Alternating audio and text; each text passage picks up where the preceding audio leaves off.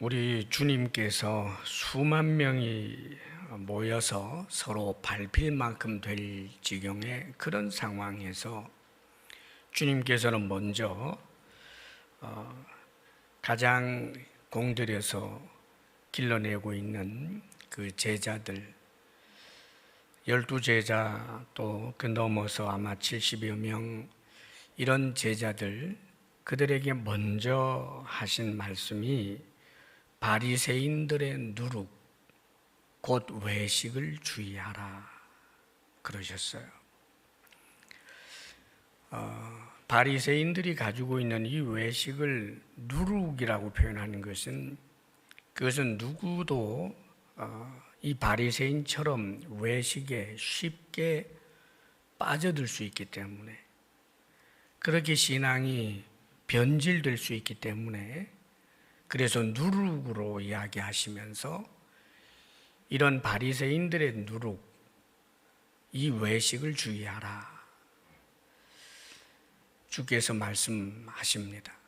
외식은 위선이라고 보통 그렇게 아마 가장 근접하게 번역된 말일 겁니다. 위선. 자, 우리 주님께서 바리새인들을 이들에 대한 그 엄청난 책망을 사실 누가복음 11장에 쏟아부어 놓으셨습니다.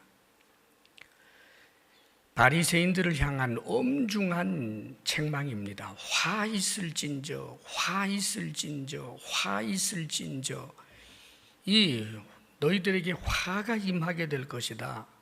계속 그렇게 살면 그렇게 위선적으로 살고 외식에 사로잡혀 살면 하나님의 심판이 반드시 임하게 될 것이다. 아주 엄중한 책망을 주님께서 하시지요. 그 내용들이 37절에서부터 이 52절까지 누가복음 11장에 있습니다. 그 내용들을 조금씩만 짚어보면 겉은 깨끗이 하지만 그 속은 탐욕과 악독이 가득하다. 그런데 왜 겉만 그렇게 깨끗하게 하려고 하고 속은 그렇게 더러운 채로 내버려 두느냐고 책망하시는 겁니다. 하나님 앞에 종교적 행위로서 10의 1조와 같은 것들을 아주 성실하게 정말 가볍게 여겨도 될 만한 것까지도 그렇게 드리면서 어떻게 공의죠. 하나님을 향한 사랑을 왜 저버렸느냐. 이 둘 다 해야 될 것 아니냐. 그렇게 주님께서 책망을 하십니다. 그리고 화 있을진저 계속하여 말씀하시면서 왜 그렇게 명성을 탐하고 사람들 앞에서 계속하여 인정받고 주목받기를 그렇게 원하고 있느냐. 너희들은 왜 평토장한 무덤과 같아서 사람들이 알지도 못한 채로 너희들의 사상과 그 잘못된 가치에 오염되게 만드느냐. 왜 악하고 더러운 악영향을 끼치느냐. 또 말씀하시기를 과거에 선지자들, 이미 죽은 선지자들은 영웅처럼 떠받들고 무덤을 잘 만들어주면서 현재 너희들에게 말씀을 전하고 있는 선지자들은 왜 박해하고 핍박하느냐. 앞으로도 너희들은 사도들을 계속해서 박해할 것이다. 그렇게 엄중하게 책망하십니다. 그뿐만 아니라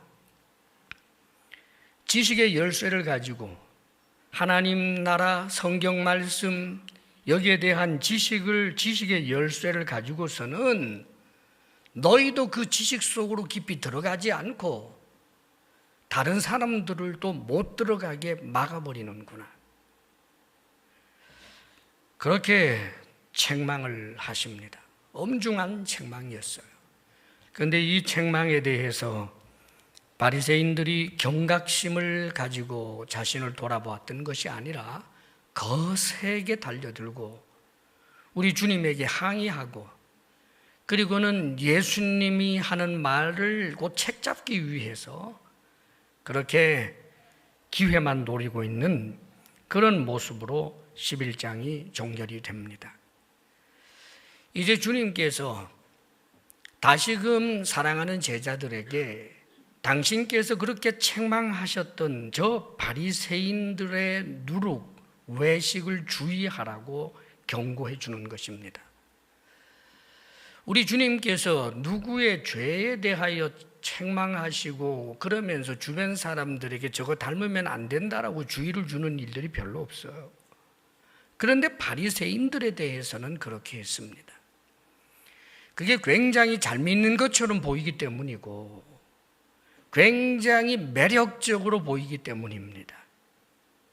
그래서 이 바리새인의 누룩과 같은 그런 외식에 오염이 돼서 오늘 이 시대를 살고 있는 우리들도 바리새적 그런 요소를 가진 신앙생활을 하기 쉽고, 그것의 위험성은 우리로 하여금 하나님 앞에 서게 될 때 긍휼 없는 심판의 대상자가 될 수 있기 때문에, 그래서 이런 바리새적 요소를 우리가 늘 걷어내고자 하는 노력을 주님 안에서 하지 아니하면 안 되는 것입니다. 원래 이 바리새주의, 바리새파가 일어나게 된 그 배경은 사실 좋은 동기가 있었어요. 유대 나라가 멸망하고 저 바벨론의 포로로 잡혀 있는 동안, 이 포로기가 70년 아닙니까, 여러분? 그때 이미 저 바벨론 또 페르시아를 넘어가면서 그 이민족에게 살고 있었던 그들이 성경으로 돌아가자라고 하는 운동이 있었어요. 그리고 이미 성전은 무너졌기 때문에 그들이 회당을 만들고, 그래서 회당을 중심으로 하는 성경으로 돌아가자라고 하는, 우리가 이렇게 멸망하게 된 이유는 하나님의 말씀 따라 살지 않았기 때문에 일어난 것이다라고 하는 처절한 자기 반성과 더불어서 이제는 우상 숭배 철폐하고 철저하게 하나님의 말씀을 따라 살아보자라고 하는 데서부터 시작이 되었어요. 얼마나 좋아요, 여러분. 그런데 이 운동의 흐름이 진행이 되면서 그만 선을 넘기 시작하고 이것이 율법주의화되고, 그리고는 심각한 문제를 우리 하나님 눈에서 보게 될 때는 심각한 문제가 될 만한 그런 바리새주의로 그렇게 변경이 됩니다. 마카비 시대에 아마 이것이 이렇게 변질된 소위 말하는 바리새주의라고 하는 것이 일어났다고 보는데, 우리 예수님께서 계실 때에는 이미 이 바리새주의는 유대 사회 전체를 거대한 세력으로 완전히 집어삼켰습니다. 많은 민중들에게 지지를 받고 있는, 이제 그런 영향력이 있는 그런 세력이 된 거예요. 사실 여기에 가담을 하는 면면들을 보면 보통 유대 민중들 가운데서 중산층 이상의 사람들, 중산층 사람들이 나름대로 좀 배움이 있고 생활도 어느 정도 안정이 되어 있는 그런 중산층들 중심이었고, 그리고 제사장들 그룹 속에서는 성전 제사에서 이 좀 소외된 계층의 제사장들이 있어요. 대제사장을 중심으로 해서 발령을 주는 그런 구조이기 때문에 말하자면 그런 인사에서 늘 이렇게 주변 인물 취급받았던 그런 제사장들 그룹들, 성경에 대하여 전문가이기는 하지만 제사장들보다는 상대적으로 유대 사회에서 덜 인정을 받았던 그런 서기관들, 율법학자들, 이런 사람들이 중심이 돼서 이런 운동들이 일어나게 되는 것입니다. 그리고 그 운동을 진행을 하면서 계속하여 이 규례들을 만들어내는 거예요. 이 말씀을 지킨다라고 하는 것은 이런 구체적인 일들을 해야 된다. 이런 일들을 구체적으로 해서는 안 된다. 219가지나 되는 엄청나게 많은 그런 규례들을 자꾸만 만들어내는 거예요. 심지어는 이런 것도 있어요. 안식일을 거룩하게 지켜라 라고 할 때 그 안식일에서 일하면 안 된다고 그랬잖아요. 그러면 일을 하지 않는다는 게 뭔가? 규례 가운데는 심지어 어린아이를 안식일에도 안아줄 수 있지만 그것은 일이 아니다. 그러나 어린아이가 책을 들고 있는데 안아주었을 때는 그것은 일이다. 참 기가 막히지 않습니까, 여러분? 그런데 그런 것을 교묘한 그런 언수를 통해 가지고 소위 율법 전문가라고 하는 사람들의 그 권위적 신분을 가지고 그런 식으로 디테일하게 해석을 해냅니다, 여러분. 그런 게 굉장히 많았어요. 오죽하면 우리 예수님의 제자들이 안식일 날 밀밭 사이를 지나가다가 배가 고파서 밀리삭을 꺾어가지고 손에 비벼서 후 불고 먹었더니 안식일에 하지 못할 일, 해서는 안 되는 일을 했다고. 그게 뭐냐 하면 왜 추수했느냐? 그 말이에요. 안식일에 추수해서 안 되는데 추수했다는 거예요. 사람이 배고픈 그 어려운 것을 조금도 이해해 주지 못하고 그렇게 규례를 가지고 안식일을 범했다라고 이야기하는 거예요. 배고픈 사람을 볼 때 무엇인가 맛있는 것을 식사라도 대접하려고 하는 것이 율법적인 것입니까? 율법에 합당한 것입니까? 배가 고프다고 해서 그 밀리삭을 먹은 것을 잘못이라고 정죄하는 것이 옳은 것입니까? 매사가 그런 식이었어요. 예수님이 안식일 날 병자 고쳤다고. 그래서 안식일에 하지 못할 일을 했다라고. 그렇게 예수님을 정죄하지 않습니까? 사랑하는 여러분, 우리 주님께서 바리새인들의 이 누룩 외식을 주의하라라고 하시는 중요한 이유들이 우리가 몇 가지를 좀 살펴볼 수 있어요.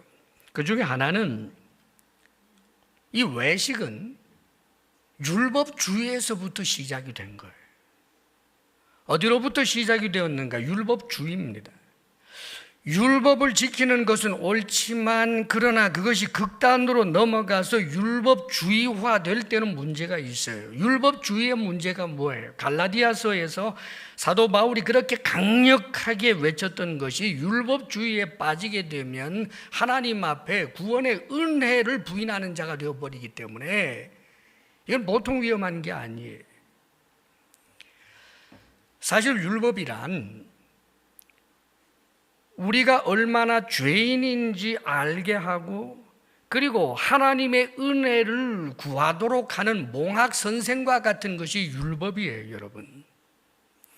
율법은 그 근본 정신이 마음과 목숨과 힘과 뜻을 다하여 주 너희 하나님을 사랑하고 이웃을 내 몸과 같이 사랑하라라고 하는 그 정신이 중심입니다, 여러분. 그런데 이것을 어느 누구도 100% 달성하는 사람은 그것을 내가 했다라고 자청하는 순간부터 이미 아니에요. 그런데 이런 율법들을 계속하여 규칙화하고 말하자면 장로들의 유전이라고 합니다. 그것을 그런 유전으로 뭐 계속해서 세칙들을 만들어 놓고 그것 하나하나를 지키면은 그러면은 자신들은 율법을 다 지켰다라고 생각하는 이 발상 자체가 하나님의 말씀에 대하여 완벽하게 나는 지켜낼 수 있다라고 하는 데 서 있기 때문에 이것은 굉장히 위험해요. 그런데 사실은 우리가 그렇게 세칙으로 만들어서 지켜보려고 해도 정직하게 누구나 다 율법의 말씀을 내 삶에 적용하고자 할 때 절망감이 밀려오고 나 자신의 죄성에 대하여 소름이 돋게 되어 있어요. 그게 정상이에요. 도적질하지 말라고 했는데 여러분, 도적질하는 내 모습이 있다니까요. 십계명이 모든 율법 중에서 쉬운 축에 속하지만 이웃의 것을 탐하지 말라. 자신 있는 분이 있어요? 사랑하는 여러분, 거짓말하지 말라. 그러면 이 말씀 앞에서 거짓말하는 나를 발견하고 탐욕에 찌들어 있는 나를 발견하면서 오 하나님 내가 죄인입니다 하며 자신의 죄인됨을 인정하고 하나님 앞에 번제로 속죄제로 나아가야 하는 것이 율법이에요. 그러면서 하나님의 은혜를 따라서 하나님이 이 미워하는 죄에서부터 조금이라도 더, 10분이라도 더, 20분이라도, 30분이라도 좀 더 하나님의 말씀을 따라 살고자 하는 거룩한 하나님 앞에서 노력이 배어나와야 할 것이 율법 앞에서 우리의 태도라고요. 그런데 이 율법을 자신은 완벽하게 지켰다라고 해야 되니까 가면 쓸 수밖에요. 사랑하는 여러분, 외식이 왜 나옵니까? 탐심이 있는데 탐심이 없다라고 가면을 쓰면서 외식이에요. 속에는 아주 더러운데 나는 절대로 더러운 자가 아니다라고, 나는 아주 거룩한 사람이라고, 나는 하나님의 말씀을 따라 1.1획도 어긋남이 없이 살아가는 사람이라고 포장하다가 보니 이게 외식으로 흘러가요. 사랑하는 여러분, 자신의 죄인됨을 인정하지 않으려고 할 때는 자신에게 정직해질 수가 없어요. 그래서 가면 덮어 쓴단 말입니다. 외식은 바로 이런 율법주의로부터 시작이 되는 것입니다. 그리고 또 한 가지 이 외식은 형식주의에 빠지게 하는 거예요.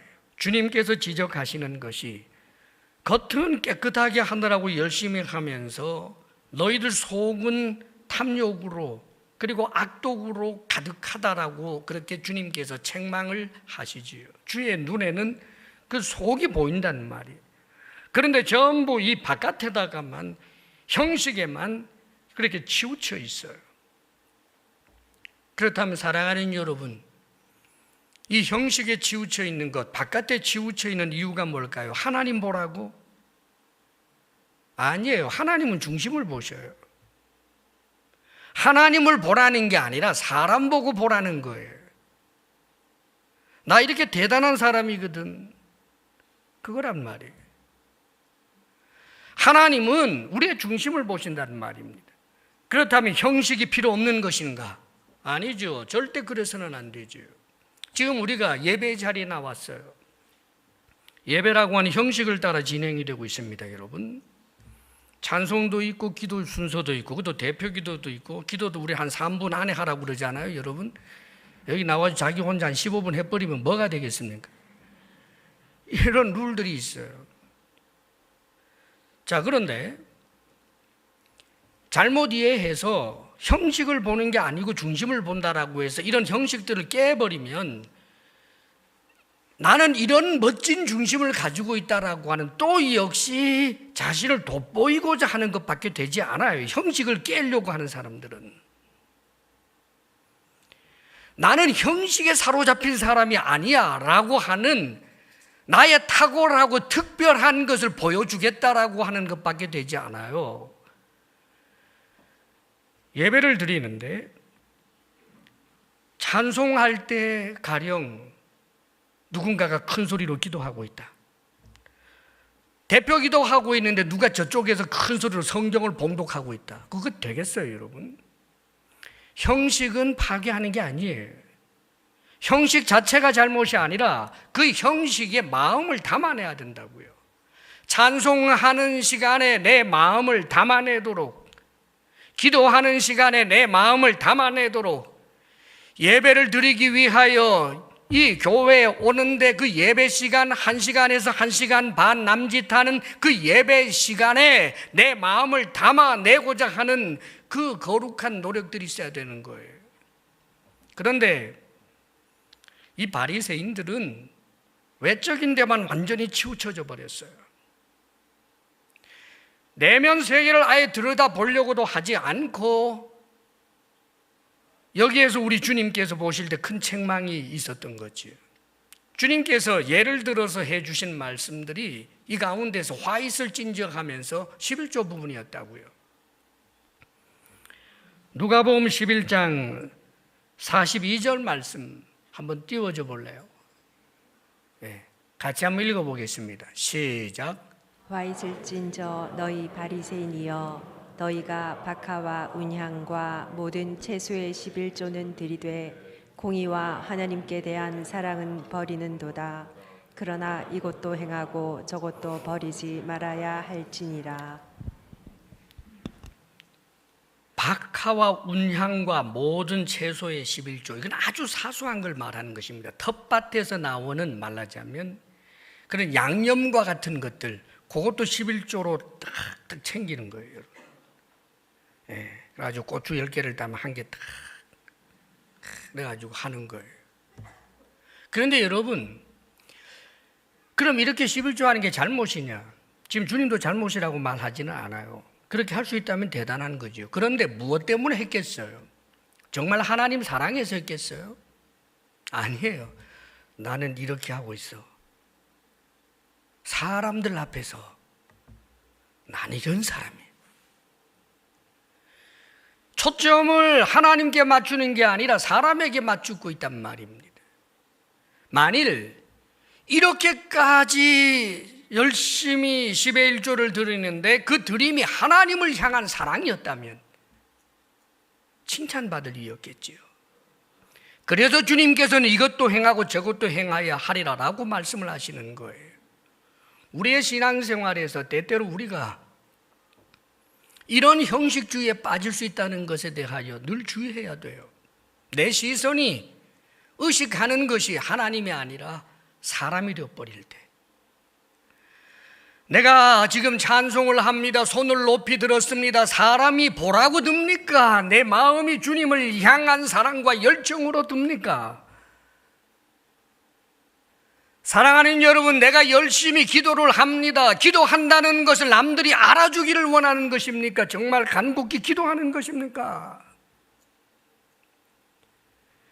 지금 주님께서는 손들지 말라고 하는 것 아니에요. 간절하게 소리 높여 기도하고 찬송하는 것 하지 말라는 것 아니에요. 마음을 담아내라는 거죠.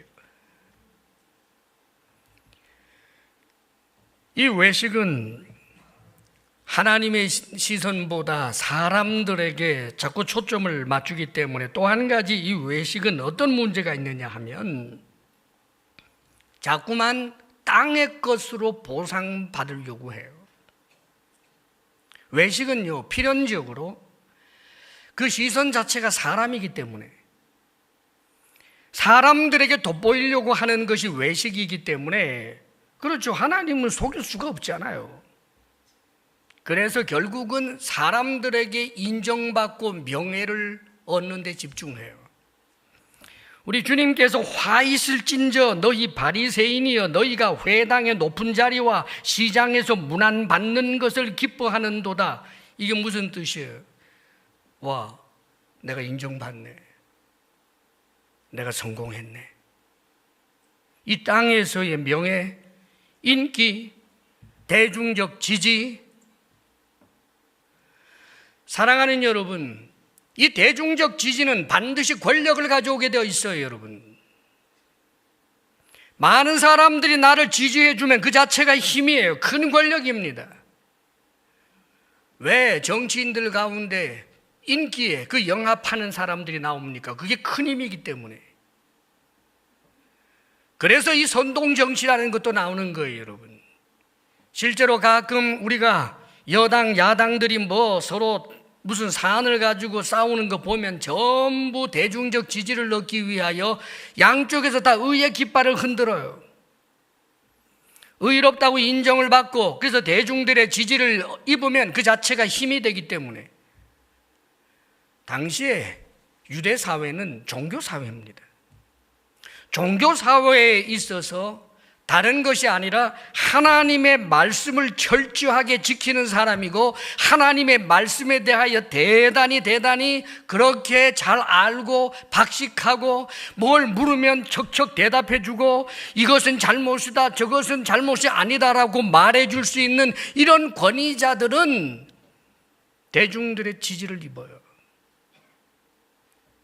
그래서 그것은 그 자체가 권력이 되었고 명예뿐만 아니라 심지어는 물질까지 그들에게 굴러 들어가요. 우리 주님께서 이 바리새인들 이들을 책망하는 내용 가운데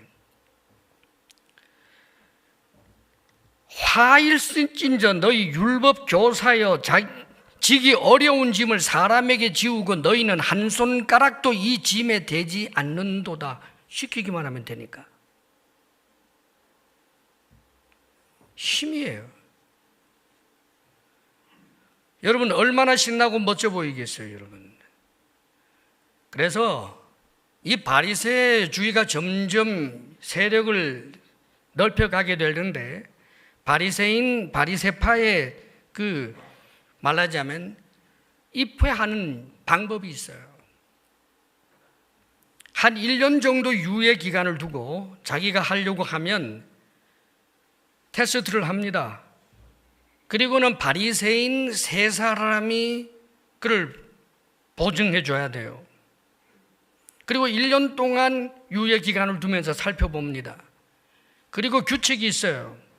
그 첫째가 식사는 바리새파에 속한 사람이 아니면 식사하지 않는다. 반드시 바리새파 사람들끼리만 식사한다는 거예요, 여러분. 그런 사람이 꼭 있어야 돼요, 같이. 그 다음에 또 한 가지. 11조를 내야 돼. 바리새인 제사장에게만, 바리새파 제사장에게만 11조를 낸다. 그리고 일주일에 2번은 금식한다. 화요일과 금요일. 화요일과 목요일. 이렇게 되어 있어요, 여러분. 참 얼마나 기가 막힌 일입니까? 그렇게 해서 입회를 하게 되면서 세력들이 점점 넓혀져 가고 많은 민중들이 볼 때 그들은 대단한 사람이거든요. 가령 우리나라가 유교 사회 때 그것도 일종의 이제 유교주의가 돼버린 거예요. 그 좋은 점이 아니라 그것이 선을 넘어가게 되면 항상 이제 어떤 주의가 되는데 그게 위험하거든요. 제사상을 차려놓으면 어떻게 깎고 뭘 어느 쪽에 두고 여러분 알아요? 그런데 그걸 정확하게 꿰뚫어 가지고 딱 멋지게 말하면 제사 지낼 때 그 사람이 권위자예요. 저기다가 놔요. 그 틀렸잖아. 그렇게 깎으면 안 되지. 한단 말이죠. 종교사회에서 당신은 그건 안식일을 범한 거야. 당신은 이계명을 범한 거야. 그 말 한마디 할 때마다 사람들이 위축되기도 하고 칭찬을 하면 그냥 좋아가지고 하기도 하고 어느샌가 그 유대 사회에서 엄청난 권력을 누리는 사람이 되어버린 것. 우리가 신앙생활 할 때 그런 유혹에 빠질 수 있어요. 신앙 공동체 안에서 내가 대단한 사람이라고 보여서 내 말 한마디만 팍팍 먹혀들게 하는 것. 눈짓 한 번에 알아서 할 수 있게 만드는 거. 그 성공이 아닙니다, 여러분. 지옥불 가까운 거예요. 얼마나 위험한 일인지 몰라요, 여러분. 경건이라고 하는 것을 사람들에게 자기 인정받게 하는 것으로 하루에 1시간, 2시간 기도하는 것이 얼마나 좋습니까? 그런데 내가 이렇게 기도하는 것을 누가 알아주기를 바라고 알아주기 때문에 사람들이 내게 가르쳐 보내기를 원하는 그 순간부터 무너지는 거예요. 새벽 예배를 하는 게 얼마나 귀합니까? 그런데 새벽 예배의 자리에 참석해서 하나님을 향하여 간절히 기도한다면 그는 정말 하나님께 칭찬받을 이들이에요. 그런데 권사가 돼서, 뭐가 돼서, 셀 리더가 돼서 새벽 예배도 안 해? 그러고 앉았으면, 기도의 자리에 앉아서 기도하는 것이 아니라 다른 사람들을 살펴보면서 정죄하고 납작하게 가라앉힐 생각을 하고 있다면 여러분, 바리새주의가 들어간 거예요.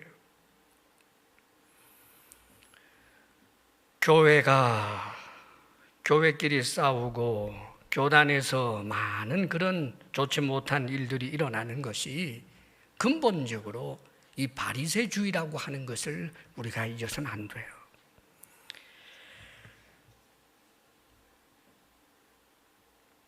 이 바리새주의를, 외식을 주님께서 주의하라고 말씀하시는 것은, 이것은 전파력이 너무 강해요. 굉장히 매력적입니다, 여러분. 얼마나 매력적인지 몰라요. 바리새인들이 자기들끼리 네트워크를 형성을 해서 큰 힘을 갖추게 될 때 그 안에서 안정감을 찾고 자기들의 반대하는 사람들에 대하여 강력하게 두들겨 팰 수 있을 때, 지금 이 시대도 그렇잖아요. 진영에 속하려고 하고, 심지어 신앙인들조차 말입니다.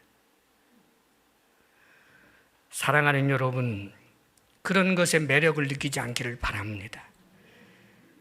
우리가 정말 관심을 가져야 할 부분은 무엇입니까? 하나님이고 하나님이 내 중심을 아신다라고 하는 이 사실에 대하여 우리는 더욱더 마음을 두고 달려가야 돼요.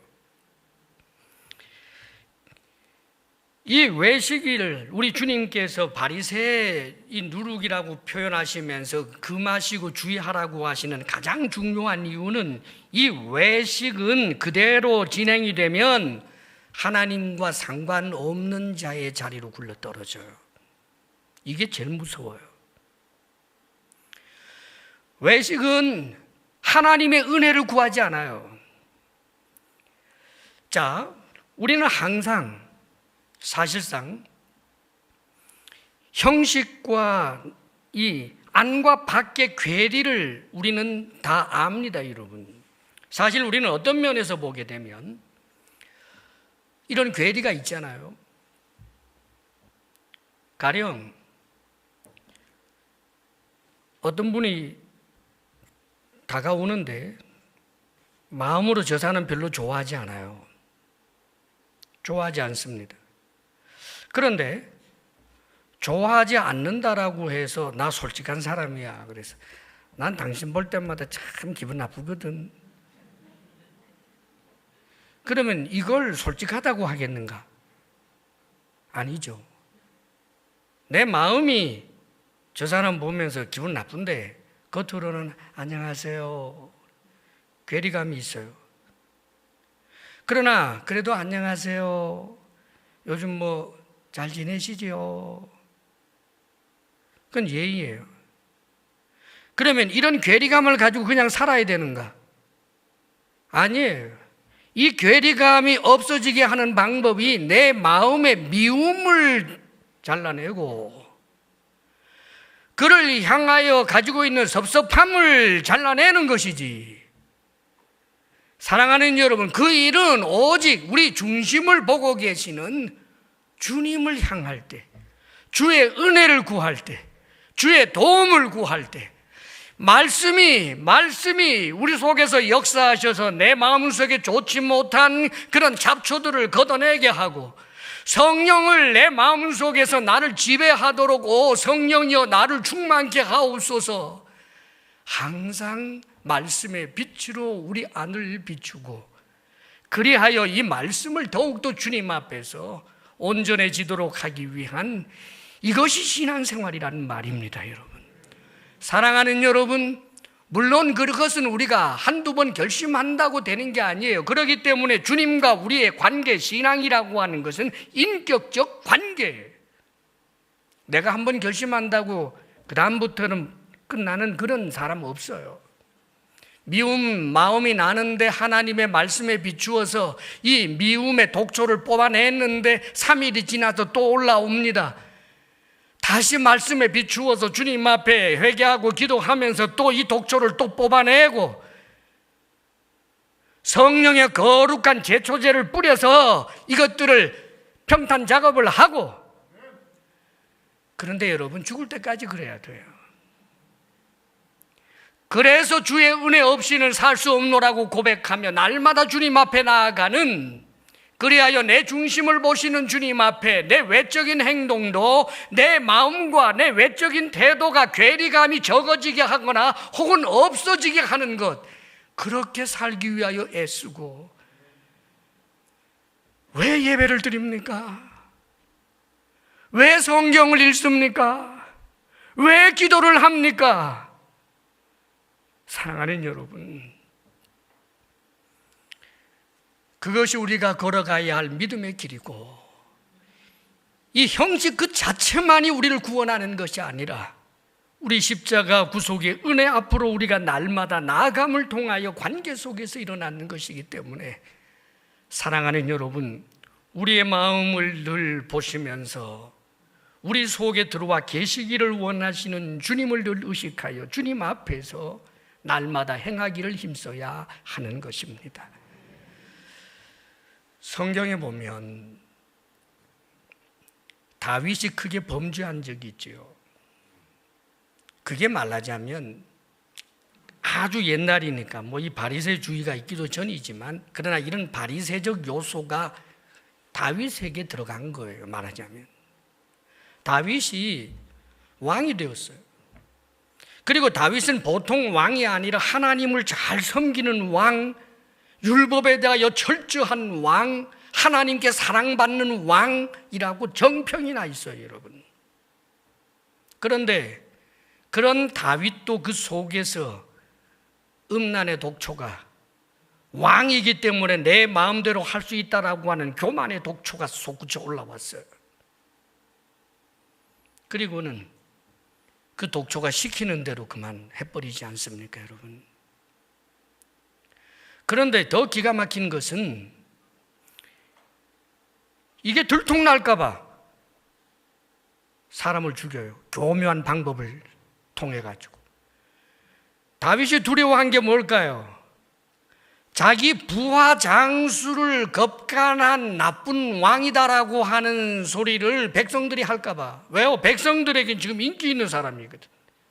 백성들에게는 아주 도덕적이고 백성들에게는 아주 훌륭한, 정말 하나님의 말씀을 따라 살아가는 사람이라고 그렇게 인정받고 있는데 이 명예심에 금이 갈까 봐. 그래서 더 큰 죄를 지었어요. 놀라운 것은요, 그런 죄를 짓고도요, 하나님께서 선지자를 보내서 책망하기 전까지는요, 없었던 것으로 넘어가려고 그랬어요. 사랑하는 여러분, 기억하십시오. 이런 바리새적인 그런 독초들은 누구 나를 막론하고 다가와요. 그런데 그럴 때마다 말씀의 빛 앞에서 우리가 귀를 열고 듣고 하나님께서 주시는 그 말씀을 내 마음에 비추려고 하는 이 노력을 하지 않으면 소망이 없어요. 바리새인들이 그랬다고요. 이 주님의 책망은 준엄했고 무서웠어요. 준엄하고 무서우면 좀 들여다봐야지. 죽은 사람도 살리고 안진뱅이를 일어나게 하는 그 엄청난 분이 하는 말을 귓등으로 들어요. 왜요? 이 세상에서 누리는 권력이 너무 좋아서. 그래서 주의 말씀에 귀를 닫아버려요. 사랑하는 여러분, 다윗이 자신의 죄됨을 인정하고 주님 앞에 나아가 회복된 것처럼 때때로 우리가 이런 잘못된 모습이 있다 할지라도 주님 앞에 나아가서 우리 자신을 스스로 보혈의 은혜로 우리의 마음을 적시고 성령의 새롭게 하심으로 우리를 다시 일으켜 세우면 주님께서 기뻐하시면서 동행할 수 있는 것입니다. 그러므로 사랑하는 여러분이요, 어떤 경우에도 말씀이 여러분의 마음을 비추고자 하는 것을 거부하지 마십시오. 그것만은 절대로 거부하지 마십시오. 말씀이 나의 죄를 죄라고 말씀할 때는 주님 앞에 무릎 꿇는 것 이외에는 다른 것이 없는 법입니다. 그러노라면 우리는 어느덧 겉과 속이 거룩함으로 어느 정도 유사한 사람으로, 보다 더 성화된 사람으로 하나님 앞에서 그렇게 인정을 받게 되고 주님 앞에 서게 되는 날 큰 칭찬을 받게 될 것입니다. 승리하시기를 주의 이름으로 축원합니다. 기도하겠습니다. 아버지여, 때때로 우리 모습 속에서 이 위선적인 외식하는 바리새인의 모습을 봅니다. 거룩을 가장하지만 더럽고 양보하고 담백한 것 같지만 그러나 탐욕으로 가득한 우리 모습을 볼 때가 있습니다. 오 주여, 우리로 하여금 더욱더 주님께로 나아가게 하여 주시고 말씀으로 우리 속에 있는 모든 악한 것들을 씻어내고 뽑아내고 더욱더 주의 은혜를 따라 살고자 하는 우리들 되게 하여 주옵소서. 10분만 주님 생각하지 않아도 악한 생각이 들어오는 우리에게 우리 스스로의 힘에 무슨 소망이 있겠습니까? 아버지여, 우리는 우리 자신을 좋은 사람 만들기에도 부족한 자들입니다. 하물며 어찌 우리 스스로 우리를 천사로 만들겠습니까? 우리를 불쌍히 여겨주시고 주의 은혜를 구하며 주님 앞으로 나아갈 때마다 우리를 외면치 말아주시고 성령의 강력한 역사로 주님 이외에는 구원이 없다는 사실을 다시 한번 새롭게 하여 이 믿음의 길에서 결코 이탈치 않게 하여 주옵소서. 예수님 이름으로 기도하옵나이다. 아멘.